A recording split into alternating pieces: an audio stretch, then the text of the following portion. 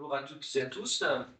Merci d'avoir répondu à notre demande de conférence de presse. On sait que l'actualité est un peu chargée en ce moment au niveau international et même assez préoccupante. Donc, merci de votre présence. Si la CFDT a souhaité organiser cette conférence de presse à ce moment précis, ce n'est ni un hasard, ni un simple exercice de communication. Nous sommes entrés dans une phase décisive concernant l'avenir de SFR, mais au-delà de SFR, l'avenir de l'ensemble du secteur des télécommunications en France. Depuis plusieurs mois, la question de la vente de SFR est évoquée publiquement. Depuis quelques semaines, elle est devenue beaucoup plus concrète et encore plus récemment, le rythme s'est brutalement accéléré. Une procédure de due diligence a été mise en œuvre en quelques semaines seulement. Les discussions sont déjà très avancées avec les autorités de la concurrence. Il y a une volonté clairement affichée de conclure rapidement avant les prochaines échéances politiques. Tout cela nous dit une chose très claire. Le calendrier financier et politique est aujourd'hui prioritaire. En revanche, ce que nous constatons, c'est que le calendrier social est totalement absent. Et c'est précisément ce décalage qui nous alerte et qui justifie notre prise de parole aujourd'hui. Le secteur des télécommunications n'est pas un secteur comme les autres. Il est stratégique pour le pays. Il conditionne la vie quotidienne de millions de citoyens, le fonctionnement des services publics, le développement économique, la transition numérique et la souveraineté technologique de la France. Sans télécom fiable et accessible, il n'y a ni service public numérique, ni télétravail, ni économie moderne. C'est précisément pour cette raison que l'État encadre très fortement ce secteur. Il attribue les fréquences, fixe les règles de concurrence, impose les obligations de couverture du territoire, contrôle les opérations de concentration et encadre les investissements. Il faut le dire clairement, l'État tire de ce secteur également des recettes très importantes année après année. Le marché des télécommunications est un marché tout simplement administré. L'État est présent à tous les niveaux. Il fixe les règles du jeu, attribue les licences et les fréquences, perçoit des taxes spécifiques, encadre les investissements, contrôle la concurrence par l'autorité de la concurrence, régule le secteur par l'ARCEP, et les mêmes actionnaires principaux de la plus grosse entreprise du secteur, Orange. Aucun autre secteur économique n'est à ce point structuré par la puissance publique. Dès lors, l'État ne peut s'exonérer de sa responsabilité sociale. Quand un État encadre à ce point un secteur et qu'il en retire autant, il ne peut pas rester spectateur des conséquences sociales des décisions qu'il valide. Il ne peut pas considérer que l'emploi serait une variable secondaire ou une variable qui concerne le secteur privé. La CFDT veut donc être claire. Nous ne sommes pas opposés par principe à l'évolution du secteur des télécommunications souhaitée en grande majorité par les entreprises du secteur. Nous savons qu'il doit évoluer, investir, se transformer. En revanche, nous refusons catégoriquement que cette transformation se fasse contre les salariés. Il ne peut pas y avoir de vente accélérée sans cadre social préalable, pas de consolidation sans garantie sur l'emploi, et pas de décision prise dans le dos des salariés et de leurs représentants. Pour comprendre ce qui est réellement en jeu aujourd'hui, il faut regarder la réalité humaine, sociale et territoriale du secteur des télécommunications et en particulier de SFR et de ses filiales.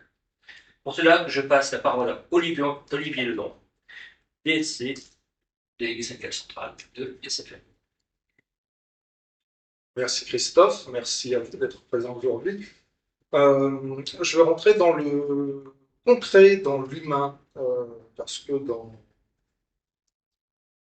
l'histoire qui nous est racontée, on nous parle de consolidation, de vente, de passage à 3 opérateurs. Alors, tout ça, économiquement, c'est très glamour, hein, parce qu'on voit un projet industriel qui devrait renforcer les télécoms et ses capacités d'investissement dans les années à venir, mais ce projet, c'est un projet qui va traiter en priorité, principalement, les salariés des entreprises qui sont concernées.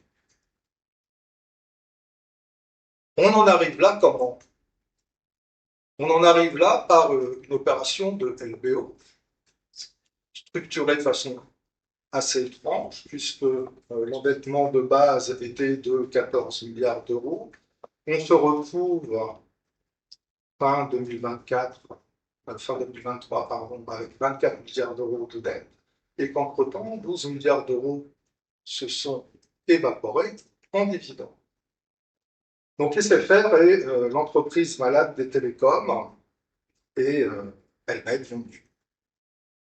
Entre-temps, SFR a quand même payé son tribut à ce LBO, puisque la moitié des emplois de l'entreprise ont été détruits en 10 ans, soit entre 2014 et 2024. Un premier PSE en 2017 qui a supprimé 5 000 emplois, un second en 2021 qui en a supprimé 2 000. Et là, on voudrait nous faire payer une nouvelle fois la note de cette opération financière et industrielle. Les salariés n'ont jamais fait le choix de ces montages financiers qui nous amènent à cette situation. La disparition du deuxième opérateur français, quand même très étonnant quand on voit les résultats de l'entreprise. En 2024, SFR faisait quasiment 10 milliards de chiffre d'affaires et sortait 1,4 milliard de cash flow. Mais nous sommes une entreprise en difficulté et nous en arrivons à une situation où, a priori, nous allons être revendus à nos concurrents. L'objet de cette opération étant bien la disparition du second opérateur de France.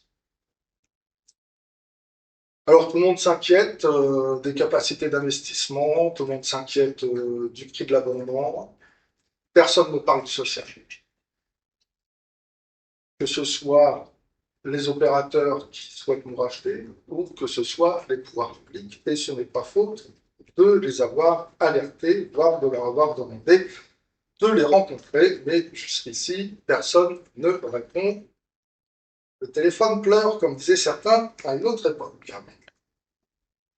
Alors, SFR, vous êtes là pour cette marque, parce que c'est une marque que tout le monde connaît.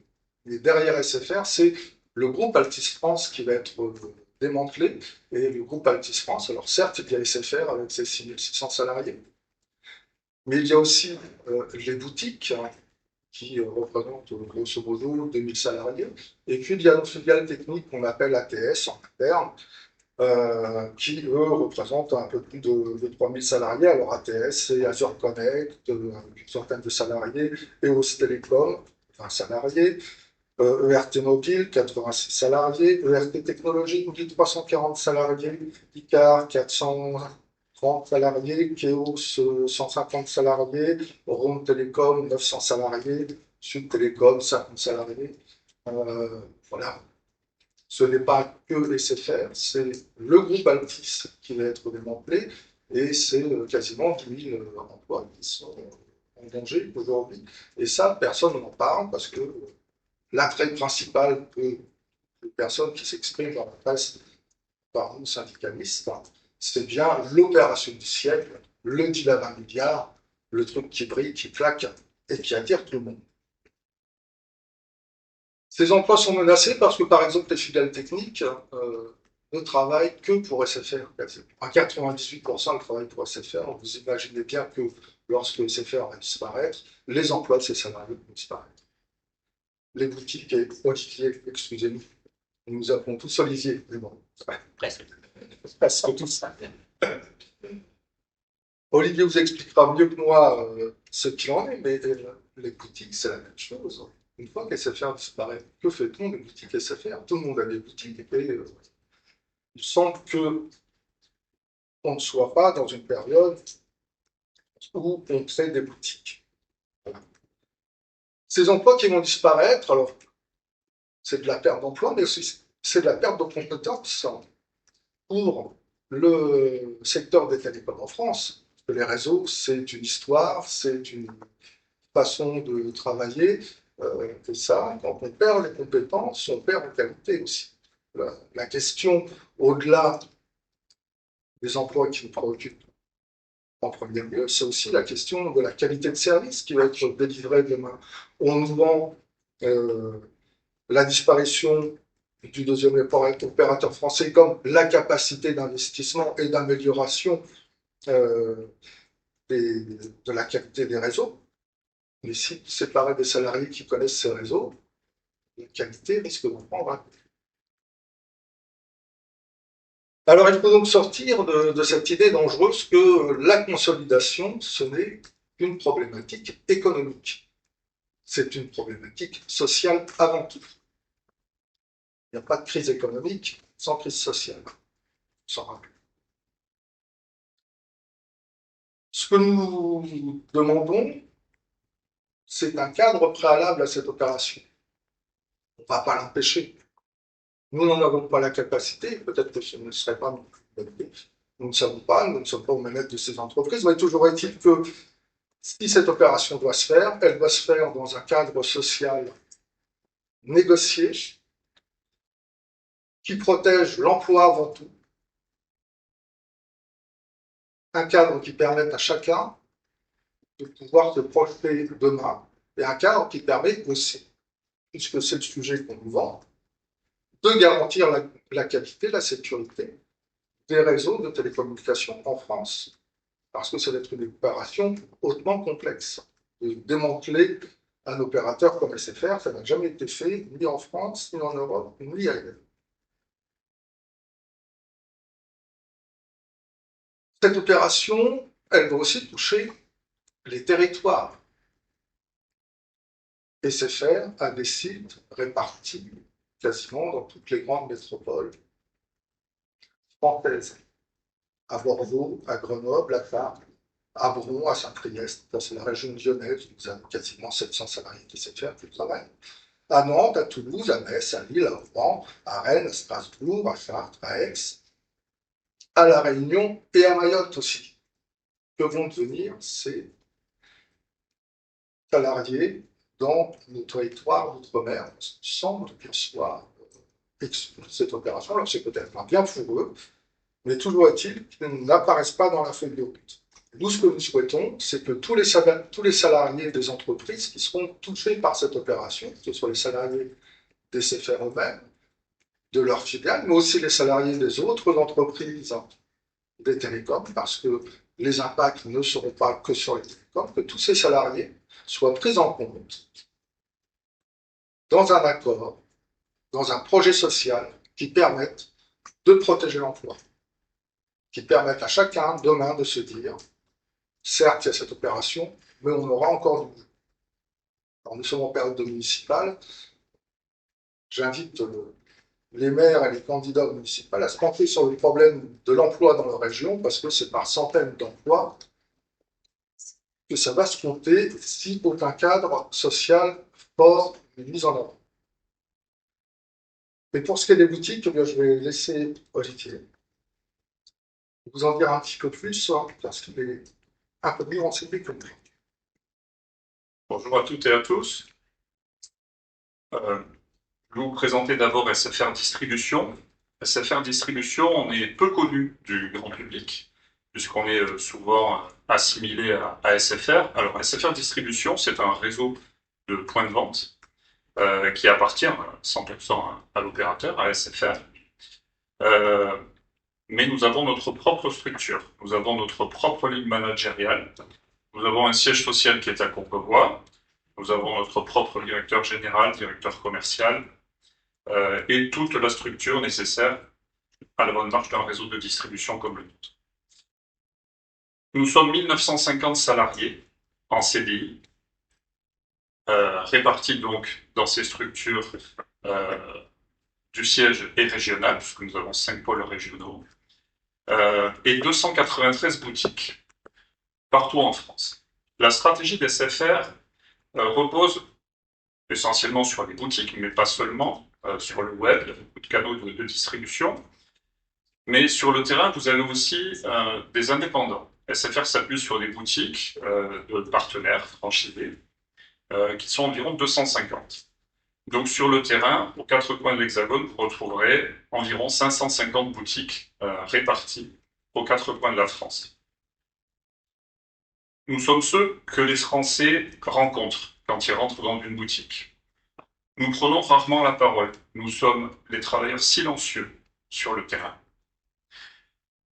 Nous accompagnons les clients, nous répondons à leurs besoins, nous les aidons à régler leurs difficultés au quotidien et nous partageons des moments de vie, des moments d'émotion aussi, quand vous équipez en tant que parent votre premier enfant, quand votre grand-père, votre grand-mère s'équipe de son premier smartphone, nous sommes là. Nous sommes le lien humain et un levier commercial aussi pour l'opérateur, mais nous sommes surtout le lien humain qui fait la différence au quotidien. Derrière chaque contrat, il y a une histoire, et nous en sommes une partie. Le secteur des télécoms, ça a déjà été amorcé par mes collègues, fait l'objet d'une forte couverture médiatique. Les questions sur l'avenir du marché se multiplient au quotidien. Sur le terrain, nous l'entendons tous les jours. Mais la communication interne n'est pas à la hauteur. Trop souvent, la presse nous donne des informations que nous avons beaucoup plus tardivement. Nos boutiques sont pourtant à quelques mètres de celles de nos concurrents. En l'absence de messages clairs, les équipes s'inquiètent et imaginent le pire. Il y avait, pour redonner un petit peu d'historique, ce mur de la dette où on voyait nos actionnaires vendre plusieurs filiales du groupe. Et donc cette rumeur, elle pèse. Ça fait des années maintenant qu'on y est confronté au quotidien. Il y avait le mur de la dette, il n'y est plus, ou beaucoup moins. Mais voilà que les choses semblent s'accélérer quand même. Une entreprise, ce sont d'abord des hommes et des femmes engagés pour un projet, qui portent des valeurs au quotidien. Ce ne sont pas seulement des chiffres sur un bilan. En tout cas, c'est pas la façon dont nous le vivons au quotidien. C'est précisément pour ça que le dialogue social est indispensable. Sur le terrain, la même question revient chaque jour. Que vont devenir nos boutiques? Que vont devenir nos emplois? Nous ne cherchons pas de polémique. Nous demandons des choses simples. Si le paysage des télécoms venait à évoluer. Nous demandons un vrai dialogue social. De la transparence dans les échanges, de l'anticipation. Notre rôle en tant que représentants syndicaux est d'anticiper, mais c'est encore plus le devoir de nos patrons. Et nous voulons surtout des garanties sur l'emploi. Nous restons mobilisés pour nos clients, mais nous ne pouvons pas travailler durablement dans le flou. Nous avons besoin de sortir de ce brouillard, d'avoir un cap clair.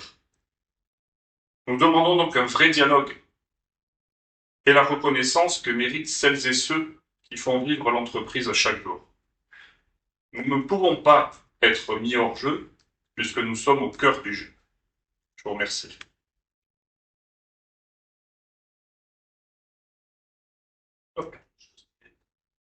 Avant de prendre la parole, je souhaite témoigner de toute la solidarité des camarades de CFDT et des salariés d'Orange et de Renault aussi également, des copains de Bouygues et de Free vers nos camarades d'SFR parce que on imagine bien en ce moment la difficulté et les tensions qui peuvent être les leurs dans leur quotidien et dans leur travail. Ce que nous vivons aujourd'hui autour du rachat d'SFR s'inscrit en fait dans un mouvement plus large. L'emploi dans la branche des télécoms est sous pression depuis de nombreuses années. La CFDT, seule organisation représentative dans les 4 entreprises du secteur, Bouygues, Orange, Free et SFR bien sûr, nous confère une responsabilité et une légitimité à nous exprimer aujourd'hui. Ça nous donne une vision transversale et une vision à 360 de ce que vivent les salariés du secteur dans nos entreprises. Nous sommes aujourd'hui inquiets des tensions qui peuvent s'appliquer sur le monde du travail dans nos entreprises. En premier lieu, il faut tordre le cou à une idée fausse qui peut être véhiculée dans pas mal de médias. Nous ne sommes pas dans des entreprises en difficulté. Les derniers résultats publiés le 18 février pour Orange, par exemple, le montrent. Nous sommes dans des entreprises qui produisent énormément de cash. On est sur des marges d'EBITDA à plus de 30%, ce qui ferait rêver à un grand nombre de patrons d'entreprises dans ce pays. Nous ne sommes pas face à des acteurs fragiles, ce sont des entreprises rentables, capables d'investir et capables donc d'assumer des engagements sociaux. Le secteur des télécommunications représente aujourd'hui près de 100 000 emplois dans ce pays. Ce sont des emplois directs, qualifiés et qui structurent nos territoires. Toutes les décisions qui sont prises aujourd'hui auront des conséquences sur l'emploi, bien au-delà des secteurs. Sur Orange, on souhaite rappeler le rôle de l'État, qui est actionnaire principal et qui, à ce titre, pèse grandement dans toute décision au sein du conseil d'administration. Il participe aux orientations stratégiques et il vote systématiquement depuis de nombreuses années en faveur des augmentations de dividendes. Près de 2 milliards cette année versés aux actionnaires. L'État n'est donc pas spectateur dans ce dossier. Il est impliqué dans l'un des principaux acteurs du marché. Et cette implication crée une responsabilité supplémentaire en matière d'emploi. Chez Orange, nos chiffres sont sans ambiguïté. Depuis 10 ans, ce sont 30 000 emplois qui ont disparu, à peu près 3 000 par an. Ce qui met au gré des transformations de l'entreprise le corps social sous tension, les salariés en difficulté et une perte de compétences larvée qui pèse aussi sur les équipes. Chez Bouygues, je parle au nom des copains, il y a Azam qui est là aujourd'hui. Il faut clairement parler de délocalisation. Aujourd'hui, les emplois partent dans les filiales au Maroc notamment. Une part très importante de la relation client maintenant est réalisée hors de France et une partie des activités informatiques suit la même logique. La réduction d'effectifs en France peut être compensée par des créations étrangères.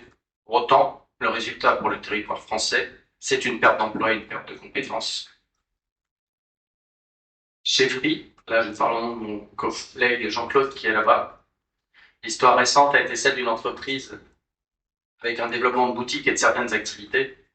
Pourtant, la dynamique change. C'est la fin des grands déploiements, le transfert d'activités vers les sous-traitants est continu et la pression sur les coûts. Il y a un risque de stabilisation, voire un retournement sur l'emploi. Et puis au-delà des emplois directs, il y a la sous-traitance. La consolidation à 3 opérateurs va mener forcément une pression sur les coûts. Et donc, chez les sous-traitants aussi, une forme de plan social, plan de sauvegarde de l'emploi, externalisé, avec une perte d'emploi sèche aussi chez les sous-traitants et une externalisation vers des géographies à bas coût. Dans l'écosystème des télécommunications, il ne faut pas oublier TDF. TDF qui est aussi une entreprise pour laquelle l'emploi a fortement diminué, passé de 4000 salariés en 2000 à 1250 aujourd'hui, après 3 rachats successifs, des reconfigurations quasi annuelles et transformations de l'entreprise, une érosion continue qui se traduit par une réalité industrielle et sociale brutale pour les salariés. TDF est à nouveau en vente et ça crée encore un peu plus d'inquiétude auprès des salariés dans un contexte où la conjonction entre la vente de TDF d'un côté et la recomposition du marché autour de 3 opérateurs crée un climat d'inquiétude. Le gel des investissements directs des 3 opérateurs crée directement aussi une tension sur l'activité commerciale de TDF. Pourquoi la CFDT a choisi d'agir? Alors on est aujourd'hui devant vous, mais on agit depuis le début des rumeurs sur ce dossier, presque 1 an. On n'a pas attendu que la vente soit finalisée pour nous exprimer et prendre nos responsabilités. Nous avons adressé des lettres ouvertes aux dirigeants d'Orange, de Bouygues et de Free pour leur rappeler qu'ils ne pouvaient pas mener une stratégie industrielle sans intégrer pleinement la dimension sociale. Nous avons diffusé des communiqués de presse, mobilisé les salariés et nous avons demandé à être reçus par les pouvoirs publics. Dans toutes ces démarches, notre message est constant. Nous défendons la même priorité des 2 côtés de l'opération, chez les acheteurs comme chez SFR, l'emploi. Nous demandons des garanties sociales fortes, avant tout de validation de ce projet. Cela passe par une clause de non-dégradation sociale, par la création d'un fonds de sécurisation des parcours professionnels, par une responsabilité sociale étendue aux sous-traitants. Et en parlant de responsabilité sociale, il est important de souligner là que cette responsabilité sociale dont se targuent nos entreprises souvent au travers de quelques indicateurs environnementaux bien choisis ne doit pas se confiner à cet impact environnemental. Quand on parle de responsabilité sociale, on parle d'un équilibre entre les cercles économiques, environnemental et social. Une société sans emploi, c'est une société morte. Nous souhaitons le retour des emplois délocalisés et nous souhaitons l'ouverture d'une négociation tripartite avec les organisations syndicales, les directions d'entreprise et les pouvoirs publics. Nous souhaitons être très clairs, la vente des SFR n'est pas le début de la casse sociale. Cette casse est déjà là depuis de nombreuses années dans notre secteur des télécommunications. Mais cette vente, si elle se fait sans cadre social fort, en sera un accélérateur massif. C'est précisément ce en quoi la CFDT s'oppose. Je vous remercie.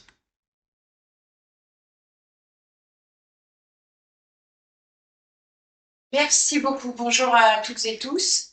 Merci de votre présence et je tenais à commencer par remercier l'ensemble des participants à cette conférence de presse. Vous avez à la fois pu avoir un aperçu de ce qu'est la réalité de la situation des entreprises et de l'état des lieux du secteur télécom, et puis de voir aussi que quand on est une organisation syndicale présente partout, on a aussi cette capacité à pouvoir travailler ensemble et faire en sorte que, comme le disait Olivier, alors c'est à vous de décider lequel, Olivier Bert, du coup, à l'instant, quand on a cette capacité, nous, d'être à la fois représentatif partout, c'est-à-dire qu'on peut être on est légitime à être présent dans les négociations que l'on demande, et que l'important, c'est que l'histoire des SFR ne concerne pas que SFR.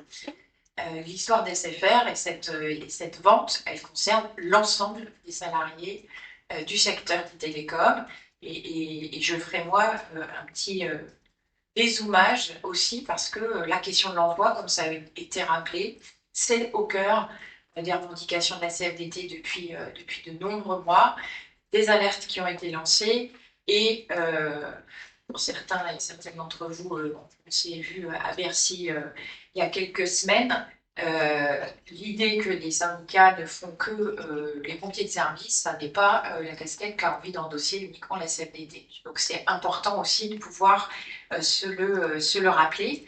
Et puis vous avez ici un panel de représentants CFDT dans les secteurs des télécoms, et ça a été rappelé, il y a d'autres secteurs d'activité où nous sommes également présents. Je pense aux camarades de la FNCB, enfin, la Fédération nationale construction bois, qui est aussi impliquée dans cet écosystème. C'est le cas également des camarades de la Fédération des services.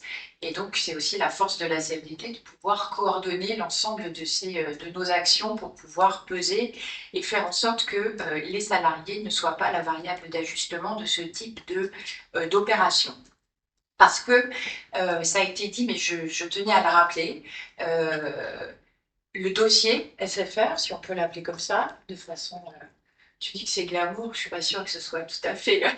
ce n'est pas qu'une transaction financière. C'est pas uniquement... Alors, c'est souvent présenté comme étant, c'est effectivement une opération stratégique pour le secteur des télécoms, mais de notre point de vue, ça n'est pas qu'une histoire de gros sous ou de transactions financières. Ce sont des milliers de travailleurs et de travailleuses qui sont directement concernés et qui vont l'être dans le cadre de leur travail. C'est-à-dire que, et là pour le coup c'est au-delà du périmètre de SFR pour l'ensemble des opérateurs. L'ensemble des opérateurs vont être concernés, donc il y aura un impact sur le travail et le contenu du travail, et puis bien entendu sur l'avenir de l'emploi, qui est source d'inquiétude pour un bon nombre de salariés. Et j'imagine, quand on est représentant syndical dans cette entreprise aujourd'hui, combien de fois on entend par jour « qu'est-ce qu'on va devenir ?»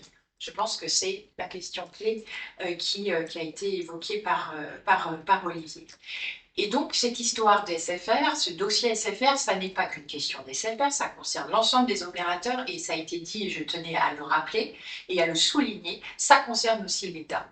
Je pense que dans la situation actuelle, ça a été rappelé par Christophe, il attribue les fréquences, il fixe les obligations de couverture, l'État encadre la concurrence, autorise ou pas les opérations de concentration, donc il y a un rôle prépondérant de l'État. Il a une part de responsabilité, donc l'idée n'est pas de dédouaner non plus les opérateurs eux-mêmes, mais je pense que c'est important de dire que l'État a une responsabilité particulière et que lorsqu'on encadre autant ce secteur, il en tire également intérêt, l'État.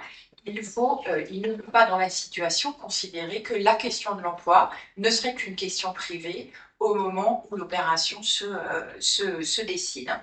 Et donc, il doit aussi y avoir une implication de l'État dans cette vision sociale, en tout cas dans cet aspect social qui pourrait pour l'État autorisant cette consolidation sans cadre social reviendrait à ce qu'il valide un choc social en expliquant que ce sont les opérateurs qui en sont responsables et qui doivent s'en dépatouiller. Donc ça, c'est aussi important. C'est pour ça que ça a été dit. Il faut poser un cadre tripartite de discussion et de négociation pour pouvoir... Voilà.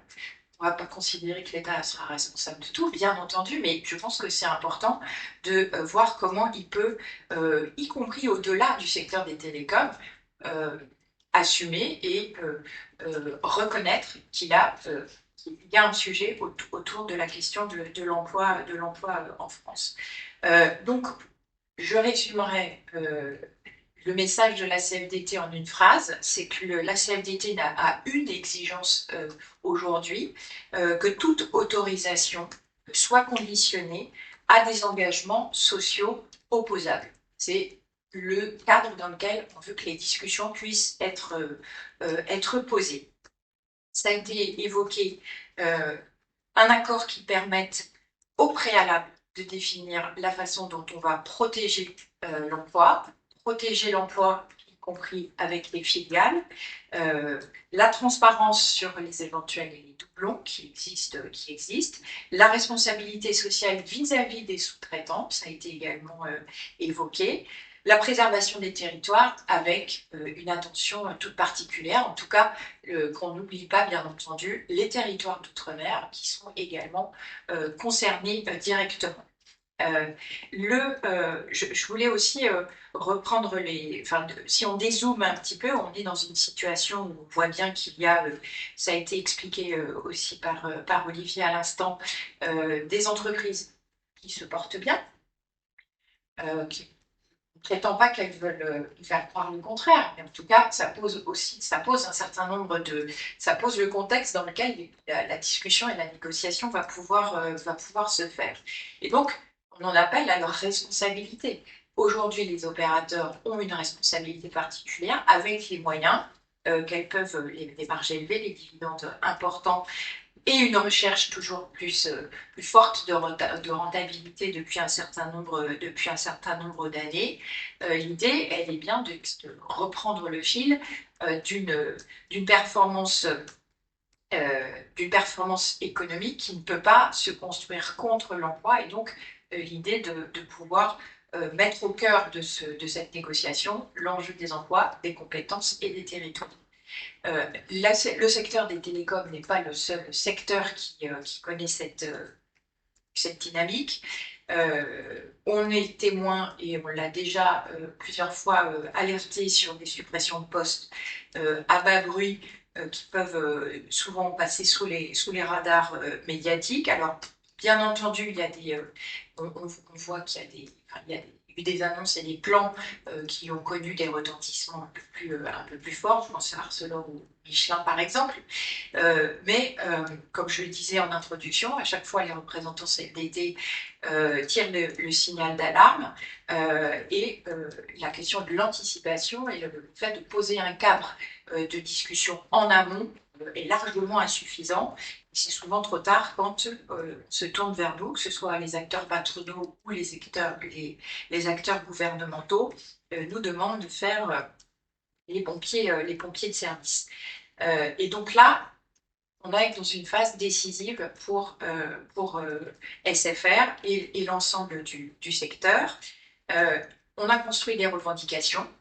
Elles sont indispensables pour améliorer la situation de l'emploi, sécuriser au maximum les transitions, quelles qu'elles soient, faire en sorte qu'elles puissent être d'ores et déjà anticipées, et puis conserver les compétences des salariés. Donc, dans le cas des SFR et de l'ensemble des opérateurs télécoms, la question du dialogue social et de la possibilité d'avoir un espace de discussion et de négociation, elle est fondamentale. C'est le cas de de l'ensemble des équipes qui sont confrontées à des restructurations. Et puis, il y a un engagement à ce que les entreprises, en tout cas un enjeu à ce que les entreprises tiennent leurs engagements en matière de maintien des emplois et des compétences. Ça a été dit aussi, et je pense que c'est bien de le rappeler, la CFDT n'est pas opposée à l'évolution du secteur des télécoms. Ce n'est pas dans n'importe quelle condition, ni à n'importe quel prix. Et ça n'est certainement pas avec une évolution qui se fait contre les salariés qu'on peut aborder cette discussion. Aujourd'hui, les salariés sont inquiets, quel que soit d'ailleurs l'opérateur. Ils craignent d'être les grands perdants en fait, de cette opération, alors qu'on peut faire rimer la protection de l'emploi, la souveraineté numérique, la qualité du service et l'avenir des télécoms en France. Ça n'est absolument pas incompatible. Et donc, il y a plusieurs détenteurs des clés de la situation. Aujourd'hui, il y a les organisations, notamment la CFDT, qui est prête à discuter, l'ensemble des responsables des opérateurs et l'État, qui doit aussi prendre ses responsabilités et reconnaître qu'il a une partie des clés de cette opération. Et donc, la CFDT en appelle à ce que chacun assume ses responsabilités et que ce soit fait le plus rapidement possible pour pouvoir commencer à avoir cette négociation et de pouvoir avoir un cadre social préalable à la validation de cette opération. Merci. Merci Marie-Lise, merci Olivier ou Muriel. On va passer aux questions si vous le souhaitez. Est-ce que quelqu'un peut... Il y a des micros là pour les...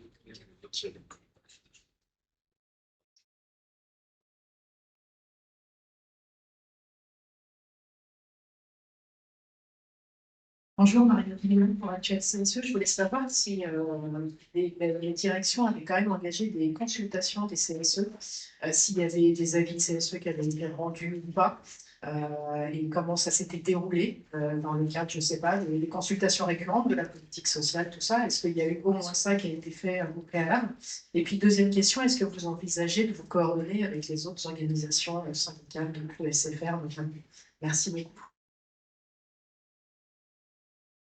Alors, pour ceux qui connaissent la géographie parisienne, le siège de SFR est dans le 15e, à Balard, juste en face du ministère de la Défense, et il me semble qu'on n'est pas sur le bon trottoir, parce que SFR, c'est la grande muette.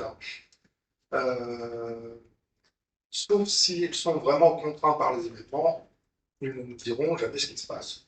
Voilà. C'est les informations que nous avons, ce sont les communiqués de presse des patrons de nos amis de Bouygues, qui sont les seuls à communiquer officiellement, et puis par la presse, bien évidemment. Voilà.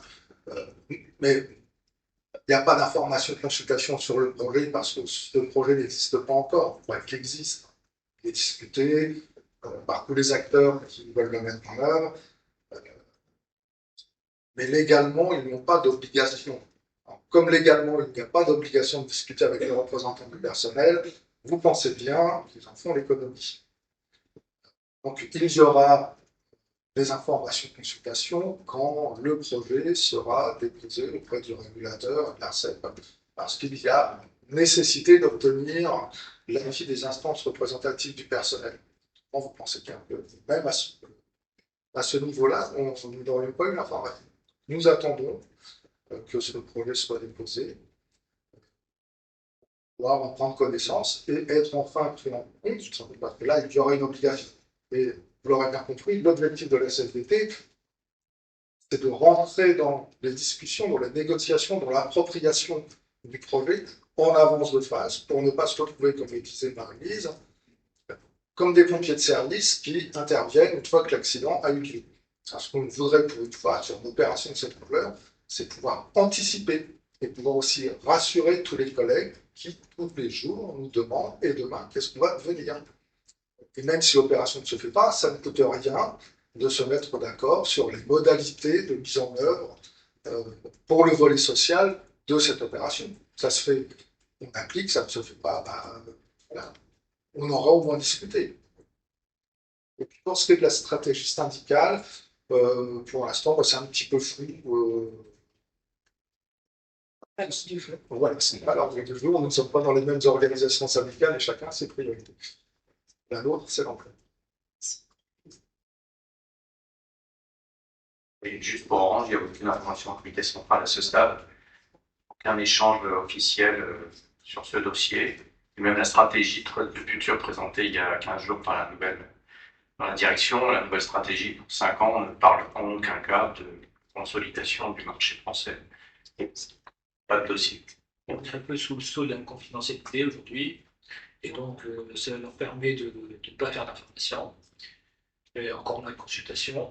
Et donc quelque part ça les arrange.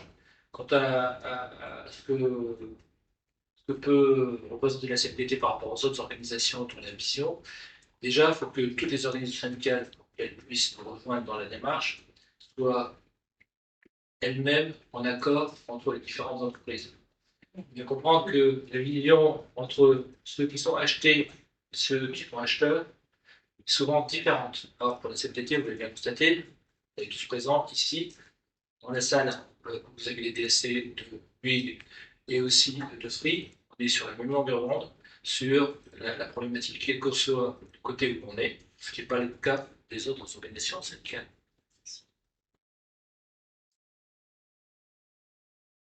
Bonjour, Quentin Châtelier pour Info. Juste une question sur les engagements pour l'emploi que vous avez tous évoqués.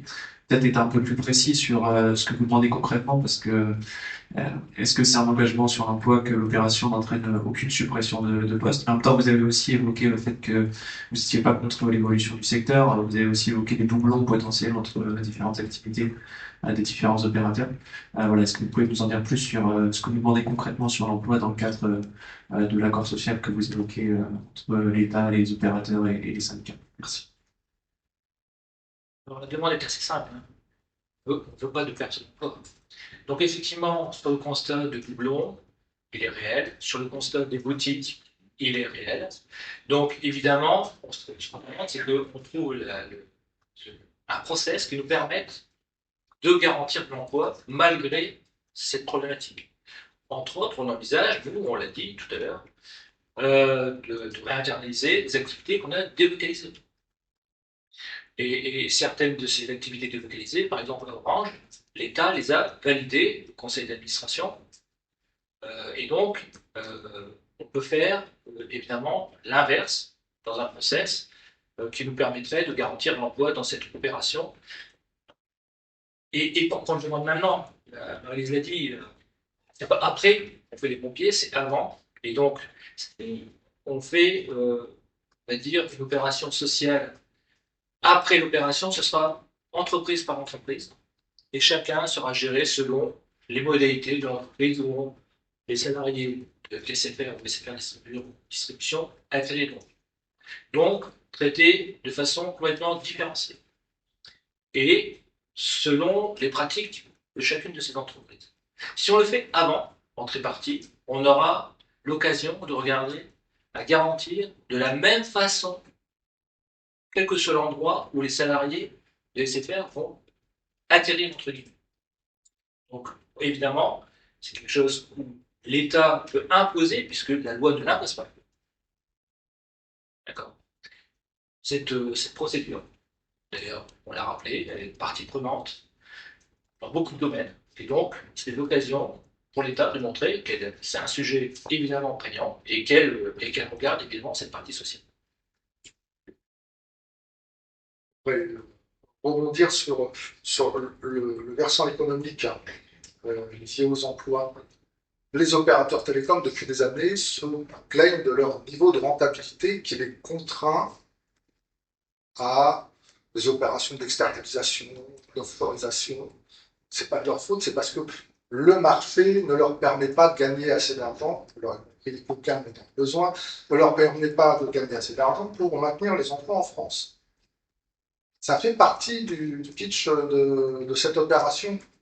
C'est si on est 3 opérateurs, on aura des meilleurs moyens et donc on pourra conserver l'emploi.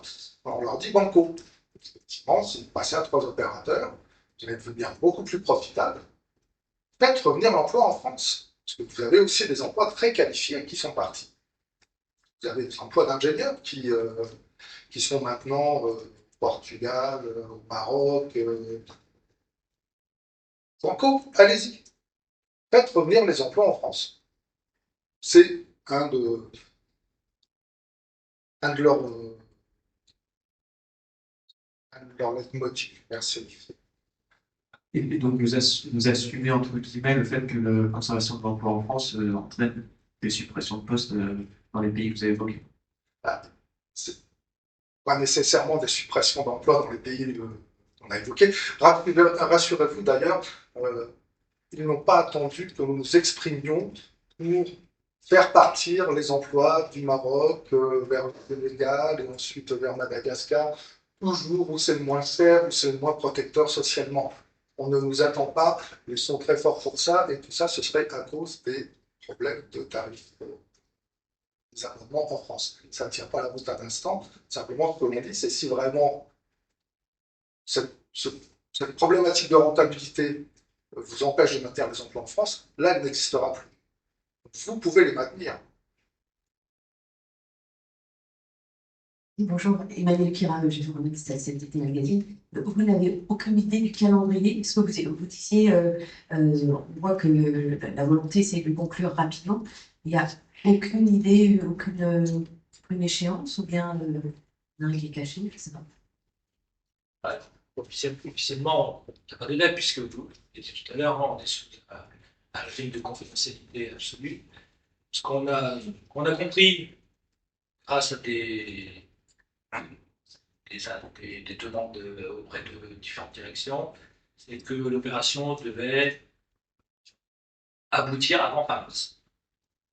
Alors l'opération, ça veut dire la validation de l'opération. Parce que l'opération en elle-même, après, évidemment, ça peut être assez long. Hein, il faut la validation des autorités compétentes, régulation, concurrence, plus un process évidemment assez long de découpage, parce qu'il faut découper entre 3 opérateurs, et là c'est service par service, donc ça va être assez long. Je pense qu'une fois que l'opération est validée, ça durera au moins un an avant que le découpage soit finalisé et officialisé. Mais s'attend à ce que l'annonce officielle tombe d'ici la fin de ce mois-ci.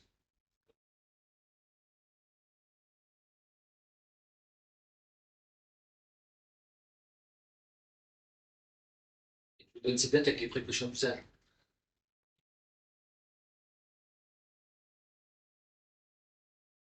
Et puis sur le calendrier, il y a des ouvertures réglementaires, donc effectivement, nous attendons que l'offre soit faite et, a priori, et peut-être acceptée par un 10, par mars. Après, vous avez le calendrier réglementaire, donc le passage devant le régulateur de la concurrence et devant l'ARCEP, ça prendra 18 mois. Et ce qu'on ne sait pas, c'est très important pour nous de savoir, c'est comment est-ce qu'ils envisagent par la suite la répartition des actifs qu'ils vont acheter. Comme je vous l'ai dit, ça ne s'est jamais fait. Jamais personne n'a dépecé le deuxième opérateur de son pays pour le répartir entre ses 3 concurrents. Ça pose des problématiques d'emploi, bien évidemment. Certainement, on va vous expliquer que pendant 2 ans, il n'y aura pas de suppression d'emploi ou très peu de force et contraintes. Vous ne pouvez pas faire disparaître les emplois du jour au lendemain parce que vous ne serez plus en capacité de mener à bien opérationnellement ce rachat. Aussi être très attentif à ce qui peut être proposé. Mais oui, c'est du long terme. Donc, 1 an à 18 mois avant d'obtenir les autorisations du régulateur de la concurrence et de l'ARCEP. Et ensuite, c'est là où va se mettre en place véritablement la répartition des actifs. Et ça peut prendre des années. Parce qu'il va falloir découper finement les équipements, les abonnés, les clients entreprises, pour pouvoir les répartir dans les entreprises et sur le réseau des entreprises qui vont racheter SFR. Si je peux rajouter quelque chose au niveau de la distribution, ce fameux calendrier, même s'il risque d'être long, nous, la problématique va être très rapide. On se pose la question, si une vente est annoncée, une vente à la découpe, ou quelle que soit sa forme, qui va rentrer chez nous? Qui va rentrer dans les boutiques? Donc nous risquons d'être les premiers impactés. Malgré que le calendrier soit long, on se demande bien comment on va faire.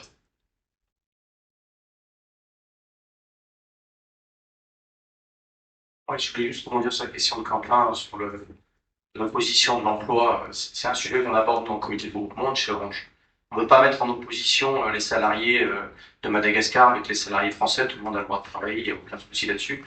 Mais quand on voit qu'un contrôleur de gestion dont un des représentants du comité de groupement de Madagascar touche 50 € par mois, ben voilà, on dit à la direction, voilà, ces gens-là bien sûr doivent travailler, mais pour autant, quand vous mettez en concurrence un contrôleur de gestion français et un contrôleur de gestion à Madagascar, ben, il n'y a pas lieu de se poser de questions, c'est pas tenable. Donc il y a un concept de redevabilité. Quand on fait du chiffre d'affaires sur un territoire, on se doit de faire vivre ce territoire au-delà de juste de faire rentrer de l'argent dans les caisses. Ça veut dire payer des gens pour qu'ils consomment, sinon comment on tourne le modèle, tout simplement. Et là-dessus, on est tous d'accord au niveau du comité de groupement et de l'Alliance Unie Orange, qui est un des syndicats d'Orange au niveau international. Bien évidemment, tout le monde doit travailler, mais à l'échelle de son territoire, on regarde la redevabilité qu'on doit par rapport à le chiffre d'affaires qu'on fait localement. Et pour finir par rapport à la question, ce timing, qui est une procédure assez longue, est une opportunité en fait. Si le closing se fait au bout d'1 an à 1 an et demi, ça nous laisse le temps, avec tous les acteurs, de négocier cette partie sociale. Et on n'aura pas d'excuses pour nous dire non, il faut attendre, non, ceci, enfin, tout ce qu'on peut entendre en disant c'est une question des entreprises, ça n'a rien à voir avec l'État, etc. C'est une vraie opportunité pour que, pour une fois, on puisse discuter avant le closing de la partie sociale. Et ça, on y tient énormément. Dans le timing, c'est inévitable que si la partie sociale se fait après le closing, les salariés en pâtiront. C'est certain. Chacun sera traité de façon différenciée et selon, il n'y aura plus personne derrière pour dire attention, voilà, quand c'est fait, c'est fait. Vous savez, on ne revient plus sur ce qui a été fait. Quand c'est avant, on a évidemment des moyens de négociation, de pression, certes, mais justifiés, qui nous permettront cette garantie du temps.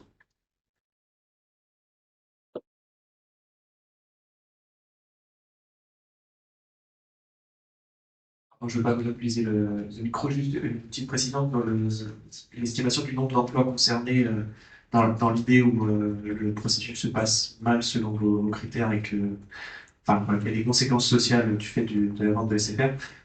Combien vous estimez le nombre d'emplois concernés en danger Alors, il y a un petit exercice arithmétique assez simple. Vous prenez les 3000, presque 200 emplois des filiales techniques qui ne travaillent qu'à 98% pour SFR. Le jour où SFR disparaît, nous pouvons considérer que tous ces emplois disparaissent. Vous prenez les 2000 salariés qui travaillent pour les boutiques SFR, si l'opération se fait, Il n'y aura plus rien à vendre sous la marque SFR. Donc, a priori, si ce n'est pas cadré, ces 2000 emplois disparaissent, déjà 5000. Et puis après, vous avez l'exercice des doublons, des économies d'échelle qui vont s'appliquer sur l'opérateur, sur le cœur de SFR, la partie opérateur. C'est vrai que quasiment 50% des 6 000 salariés verront leurs emplois menacés. C'est rien n'est fait, c'est ça.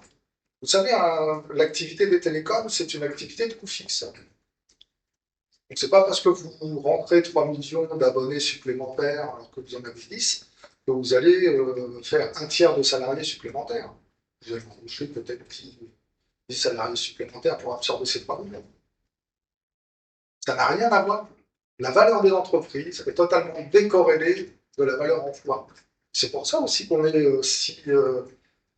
on essaie d'être percutant dans cette histoire, parce que ces entreprises sont riches, elles seront encore plus riches demain, elles vont se partager 9 milliards de chiffre d'affaires, donc en moyenne, ça fait 30 milliards chacune. L'opération va être rentabilisée relativement vite. Hein. Donc la capacité de maintenir les emplois sans dégrader l'équation économique de ces entreprises est là. Ce sont des entreprises excessivement riches.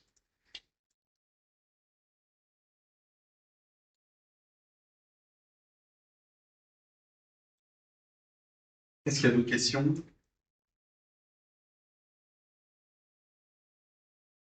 Parce que Eh ben, du coup, radio.